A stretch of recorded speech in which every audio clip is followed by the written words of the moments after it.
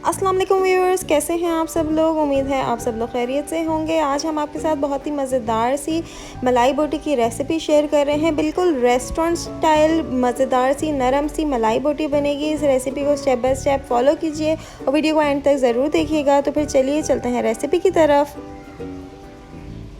सबसे पहले हमने मसाला ग्राइंड करना है। इसके अंदर हमने 3 से 4 हरी मिर्ची लिए, थोड़ा सा हरा धनिया और पुदीना लिया है, 4 लहसुन के जवे लिए हैं और थोड़ी सी प्याज लाल करके रखी है। तकरीबन एक छोटी प्याज को आप लाल कर लेंगे तो इतनी प्याज बन जाएगी।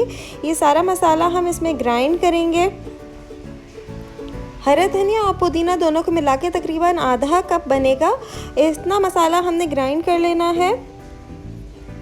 जब ये अच्छे से चॉप हो जाएगा, बिल्कुल बारीक हो जाएगा, तो इसके बाद इसके अंदर हम तकरीबन 1 टेबलस्पून सफ़ेद ज़ीरा शामिल करेंगे। फिर इसको भी हम ग्राइंड करेंगे। शुरू में हमने इसलिए ग्राइंड नहीं किया कि वो फिर बहुत ज़्यादा बारीक हो जाएगा। बाद में हम जब ये हरा धनिया वगैरह ग्राइंड हो जाएगा, उसके बाद हम सफ़ेद ज़ीरा 1 चमचा डाल के इसके अंदर ग्राइंड कर रहे हैं। मसाला हमारे पास रेडी हो गया है।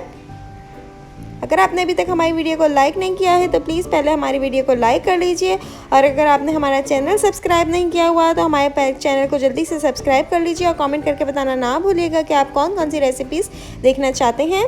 इसके बाद हमने 3 टेबलस्पून दही लिया था, उसके अंदर हम ये सारा मसाला शामिल कर रहे हैं और बहुत अच्छी सी मैरिनेशन रेडी कर रहे हैं। इसके बाद हमने इसमें 1 टीस्पून सॉल्ट ऐड किया है, 1 teaspoon black pepper powder add किया है, पिसी हुई काली मिर्चें,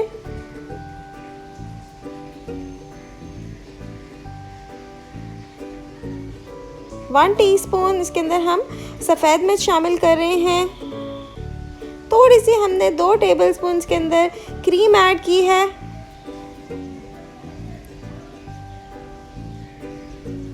बहुत मज़ेदार सा क्रीमी सा इसका टेक्सचर बन गया है। बहुत ही अच्छी मैरिनेशन बनी है। इसके अंदर हमने बहुत ज़्यादा कोई मिर्च मसाले शामिल नहीं किए हैं। बहुत ही क्रीमी सा बैटर बन गया है। अब हम इसको चिकन के ऊपर मैरिनेट करेंगे और तकरीबन 1 घंटे तक हम कम से कम इसे चिकन को मैरिनेट करके रखेंगे।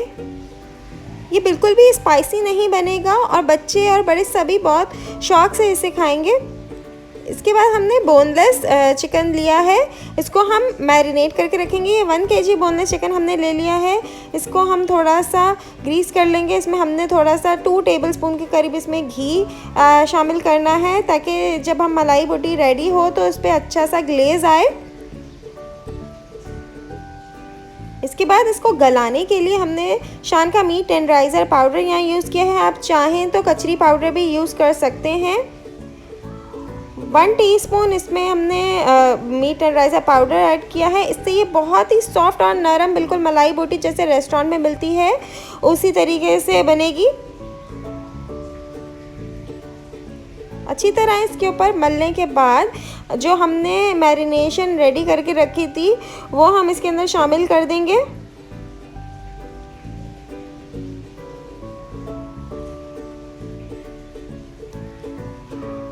इसे अच्छी तरह मिक्स करके हम 1 घंटे के लिए कम से कम छोड़ेंगे। जितना ज़्यादा देर तक आप इसे मैरिनेट करके रखेंगे उतना ही ज़्यादा सॉफ्ट और क्रीमी सा इसका टेक्सचर आएगा और बहुत ही मज़ेदार सी मलाई बोटी रेडी होगी। हमारे पास 1 घंटे के बाद हमने इसको इस तरह स्क्वेयर्स में लगा के रख लिया है। हम इसे एयर फ्रायर में भी बना सकते हैं। इस तरह से आप चाहें तो आप ग्रिल भी कर सकते हैं।